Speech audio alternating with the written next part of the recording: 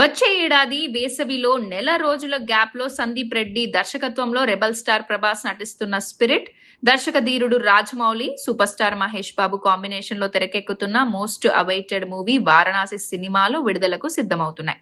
ఈ రెండు భారీ సినిమాలు కావడంతో ఈ గ్యాప్ సరిపోతుందా అనే చర్చ ప్రస్తుతం ఇండస్ట్రీలో జరుగుతోంది. ఈ విషయంపై దర్శకుడు సందీప్ రెడ్డి వంగ సరదాగా స్పందించారు. స్పిరిట్ కంటే వారణాసి చాలా పెద్ద సినిమా అని చెప్పిన ఆయన, అవసరమైతే వారణాసి కోసం కొంచెం జరగడానికి తమకేం అభ్యంతరం లేదన్నాడు. ఈ రెండు సినిమాల విడుదల తేదీల మధ్య నెల రోజుల పైనే తేడా ఉండడంతో సాధ్యమైనంత వరకు ఎలాంటి సమస్య ఉండదన్నారు. అయితే అదే టైంలో స్పిరిట్ మాత్రం చెప్పిన తేదీకి ఖచ్చితంగా వస్తుందని కూడా మరోసారి క్లారిటీ ఇచ్చాడు. రెబల్ స్టార్ ప్రభాస్ నటిస్తున్న పాన్ ఇండియా చిత్రం స్పిరిట్ కు ఇంకా 65 రోజుల షూటింగ్ బ్యాలెన్స్ ఉంది.